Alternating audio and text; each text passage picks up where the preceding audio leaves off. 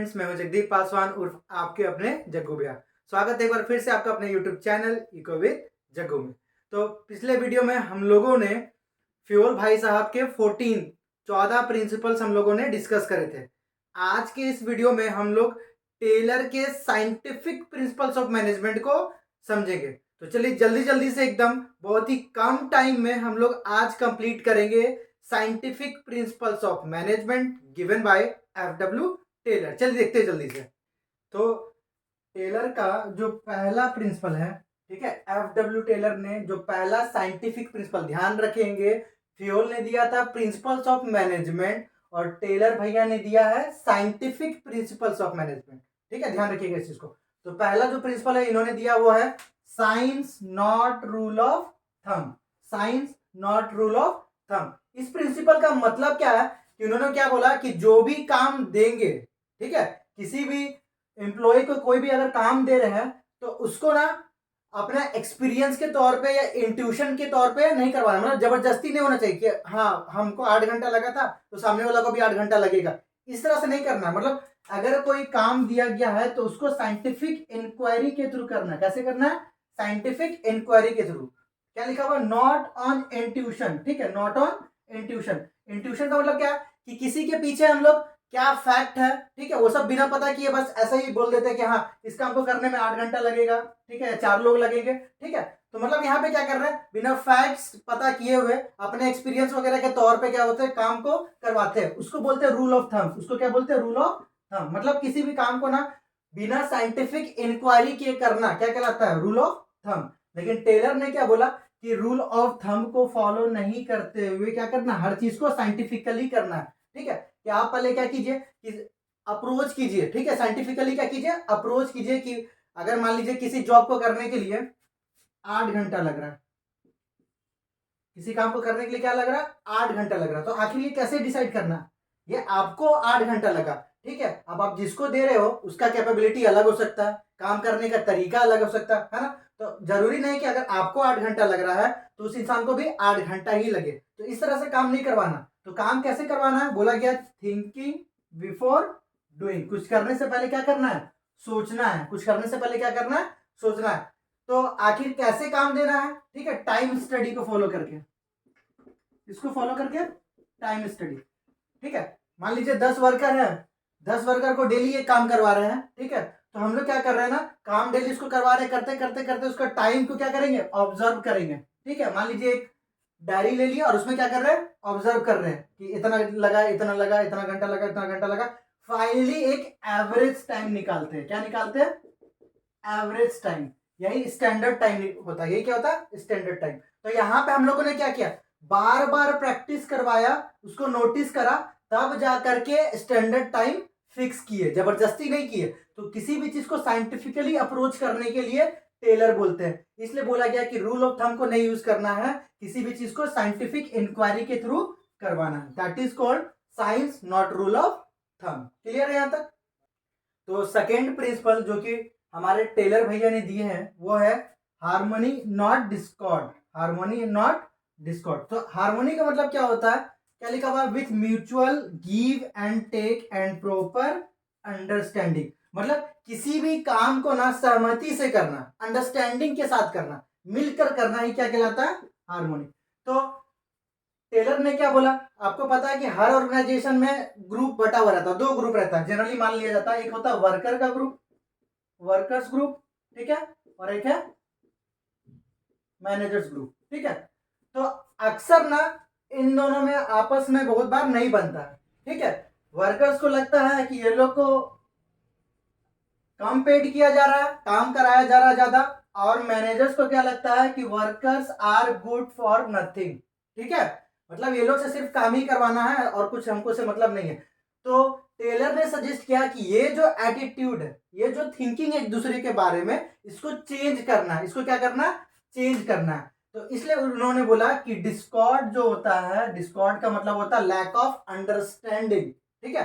तो अगर ऑब्वियस बात है आपस में काम मिलकर के नहीं करोगे तो ऑर्गेनाइजेशन का जो गोल है उसको अचीव कर पाना मुश्किल हो जाएगा। तो इसलिए इन्होंने बोला कि डिस्कॉर्ड को एकदम अवॉइड कर दीजिए। मतलब अगर आपस में अंडरस्टैंडिंग नहीं है तो उसको खत्म कीजिए, ठीक है। मिलकर काम करना है। कैसे काम करना है?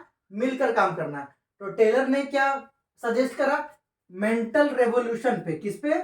मेंटल रेवोल्यूशन पे, कि एक दूसरे की तरफ जो भी एटीट्यूड था, जो नेगेटिव एटीट्यूड है, उसको बदल करके पॉजिटिव में कर देना। आपस में मिलकर के काम करना है ताकि काम और अच्छे से हो और आप ऑर्गेनाइजेशन का जो भी गोल है उसको आप इजिली अचीव कर पाओ। इसलिए टेलर ने बोला वर्क विथ हार्मोनी और अवॉइड डिस्कॉर्ड। ठीक है, इसको एकदम अवॉइड कर दीजिए। ये था हमारा सेकेंड क्या है? प्रिंसिपल्स। ठीक है, साइंटिफिक प्रिंसिपल्स ऑफ मैनेजमेंट का ये सेकेंड प्रिंसिपल था। इन्होंने दिया? टेलर ने। क्या बोला? कि काम मिल करके करना है। ठीक है, आपस में जो भी मतभेद है, जो भी मिसअंडरस्टैंडिंग है, ठीक है, उसको एकदम अवॉइड कीजिए। क्लियर है? तो टेलर भैया का जो थर्ड प्रिंसिपल है, ठीक है, वो क्या है? Cooperation not individualism. मतलब काम को कोऑपरेशन के साथ करना है, मिल के करना है, अपने बारे में सिर्फ नहीं सोचना, अकेले का सोच करके नहीं करना है। ठीक है, ये जो प्रिंसिपल है ना, सेकेंड जो भी हम लोग प्रिंसिपल पढ़े थे, ठीक है, ये सेकेंड प्रिंसिपल का ही एक्सटेंडेड पार्ट है। हार्मोनी नॉट डिस्कॉर्ड अभी हम लोगों ने करा, उसी का ही एक्सटेंडेड पार्ट है ये। क्या है? कि काम को मिलकर करना है, सिर्फ अपने बारे में नहीं सोचना। तो क्या लिखा हुआ? इन्होंने क्या बोला? कि work must be carried on in cooperation. जो भी काम कर रहे हैं वो कोऑपरेशन के साथ, म्यूचुअल अंडरस्टैंडिंग के साथ होना चाहिए, और वर्कर्स का कॉन्फिडेंस भी उस समय हाई होना चाहिए। मतलब अगर कोई मैनेजर, ठीक है, किसी काम को करने का एक स्टैंडर्ड टारगेट फिक्स कर रहा है, तो इस टारगेट को फिक्स करने से पहले, वर्कर्स का कॉन्फिडेंस को हाई करना है। वर्कर्स का कॉन्फिडेंस को क्या करना है? हाई करना है। ठीक है, हाई करने से क्या हो जाएगा ना, कि वो लोग अब पूरी तरह से रेडी हो जाएंगे कि हम एकदम तैयार है। अब सर आप ऑर्डर दीजिए कि इस मंथ का या इस साल का क्या टारगेट है, हम लोग मिलके काम करेंगे, बेहतर करेंगे। इसलिए टेलर ने क्या बोला कि किसी भी स्टैंडर्ड टारगेट को, ठीक है, डिसाइड करने से पहले अपने वर्कर्स का कॉन्फिडेंस को हाई कीजिए, उसके बाद ये टारगेट को फिक्स कीजिए। जिस वजह से क्या हो जाएगा, काम एकदम मिलकर करेंगे, कोऑपरेशन के साथ करेंगे, और जो भी ऑर्गेनाइजेशन का गोल है उसको आसानी से अचीव कर पाएंगे। इसी को बोलते हैं कोऑपरेशन नॉट इंडिविजुअलिज्म। ठीक है, तो टेलर भैया का लास्ट प्रिंसिपल है development of workers to their greatest efficiency and prosperity. ठीक है, कि वर्कर्स का जो एफिशिएंसी है उसको एकदम हाईएस्ट पे लेके जाना। ठीक है, क्योंकि हम पहले भी बताए थे कि अगर आपका वर्कर जितना ज्यादा एफिशिएंट रहेगा, उतना ही वो अच्छे से काम करेगा, और उतना ही आप जल्दी अपना गोल अचीव, अपना यानी ऑर्गेनाइजेशन का गोल अचीव कर पाओगे। ठीक है, तो किसी भी इंडस्ट्री का एफिशिएंसी, इंडस्ट्रियल एफिशिएंसी डिपेंड करता है वर्कर्स के एफिशिएंसी पे। ठीक है, देखिएगा जिस भी ऑर्गेनाइजेशन का वर्कर जितना ज्यादा एफिशिएंट, उतना ही ज्यादा ऑर्गेनाइजेशन ग्रो करते जाता है। ठीक है, तो इंडस्ट्रियल एफिशिएंसी किस पे डिपेंड करता है? वर्कर्स के एफिशिएंसी को। और वर्कर्स का एफिशिएंसी कैसे बढ़ा सकते हैं? प्रॉपर ट्रेनिंग के थ्रू और गुड सिलेक्शन प्रोसेस के थ्रू। ट्रेनिंग यानी उसको प्रॉपर ट्रेनिंग दिया जा रहा है कि जो काम करना है, कैसे नहीं करना है, सब कुछ अच्छे से समझाया जा रहा है। अगर मान लीजिए आपको बिना ट्रेनिंग का डायरेक्ट वर्क प्लेस पे दे दिया जाए, तब दिक्कत होगा ना, कि काम समझे नहीं है, क्या करना नहीं करना नहीं आ रहा। तो प्रॉपर ट्रेनिंग देना। प्रॉपर ट्रेनिंग मतलब एक बार नहीं, टाइम टू टाइम क्या करना है? ट्रेनिंग देते रहना है, ताकि इससे क्या होगा ना, नॉलेज का अपग्रेडेशन होगा। ठीक है, अपडेट होते जाएगा नॉलेज। मान लीजिए अब जैसे सिलेबस में कुछ चेंजेस आया, ठीक है, तो अगर बार बार आप उसको अपडेट नहीं करते रहोगे, नॉलेज गेन नहीं करोगे, ज्यादा नहीं पढ़ोगे, तब आप उसी पे रह जाओगे जो पहले था। ठीक है, आप कुछ नया नहीं सीख पाओगे। तो नॉलेज को अपडेट करने के लिए टाइम टू टाइम क्या करेंगे? ट्रेनिंग देंगे।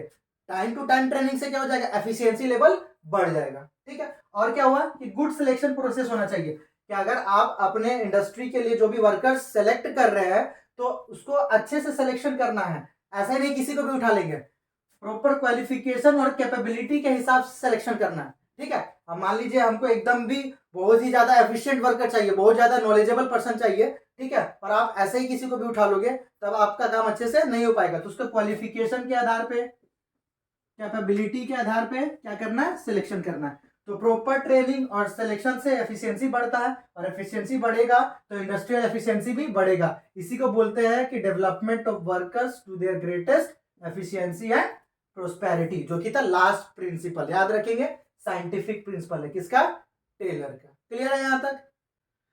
तो आज हम लोगों ने बहुत ही कम टाइम में कर लिया है scientific principles of management given by F W. Taylor. उम्मीद है आप लोगों को वीडियो बहुत ही ज्यादा अच्छी लगी होगी। अगर वीडियो अच्छी लगी है तो वीडियो को लाइक करें।